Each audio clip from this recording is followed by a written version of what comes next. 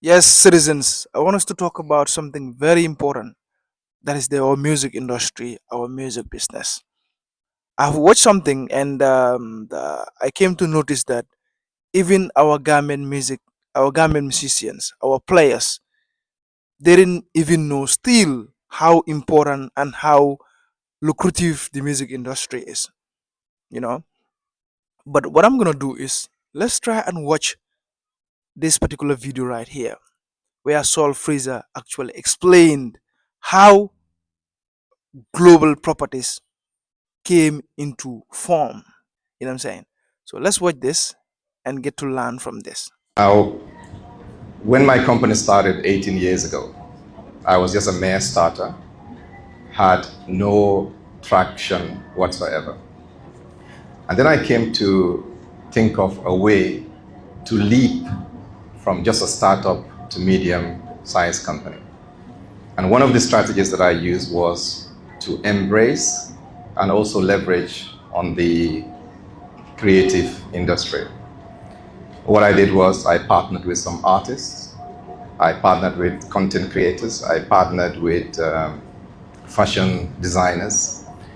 And what that enabled me was to get exposure right away. So we were taking artists from Senegal, from Freetown, from Ghana, and from Gambia, traveling with them abroad.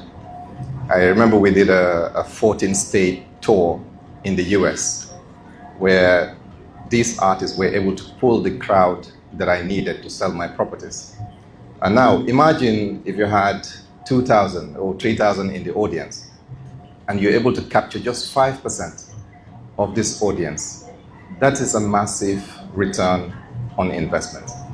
And the same thing happened with the fashion shows as well, the performing arts. So we've partnered with them throughout from onset till. Okay, in a nutshell, what I want to explain is um, we don't understand how lucrative the music the music industry is. You can hear from how he capitalized on Gambian musicians, how he capitalized on the creative art industry. When he was coming up, when his business was coming up. You know, Oftentimes Gambian musicians we tend to beg for sponsors. But in turn we don't understand how important our crowd is because all these corporate companies, all these people, they cannot have the crowd. You're the only person who can pull the crowd for you. And you don't understand sometimes why official is sponsoring all the events. Every government music concert you see in official is sponsoring it because they want to sell their products in the eyes of the masses, because oftentimes it's difficult for them to gather all those people in one places. So it is easy for you. You have been loved. Your music is nice. So when you call, people are going to come. So oftentimes they capitalize on this, and what they normally give government musicians is barely the minimum of what they deserve.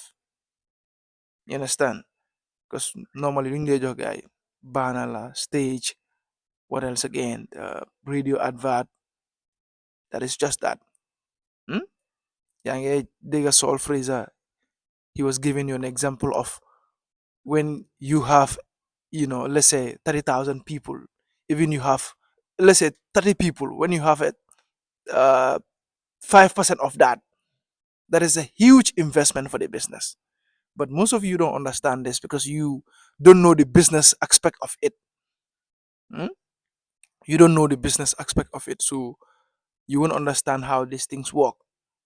Well, you can beg for sponsors, but not to certain extent. When companies are coming in board, their logos or their products being displayed on your screen or in your stage, it has to have a standard, a price, a huge amount supposed to be there. That is a big advert for you because that is your work.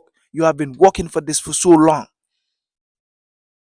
I was watching Sona Jobares, how to call it, sponsorship package, platinum, silver, So now Jobade is asking for, you know, I think the the minimum price for the sponsorship package was, I think, 200,000.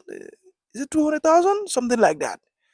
200,000. That was the least, I believe, if I'm not wrong. That was the least, because she understand the business part of it. She understand the crowd that is coming there, the matured crowd that is coming there, and all the things that are going to be displayed on the screen, on the stage. It's a form of marketing. But you understand, no, no, no. Even the government doesn't understand all these things. That's why the art sector is not being respected. It's not been utilized as it should be. But we need to learn all these things. I think there are a whole lot of things that we need to learn along the way, because in industry mo moy lulu, business wise, and all these things are not being factored along the line.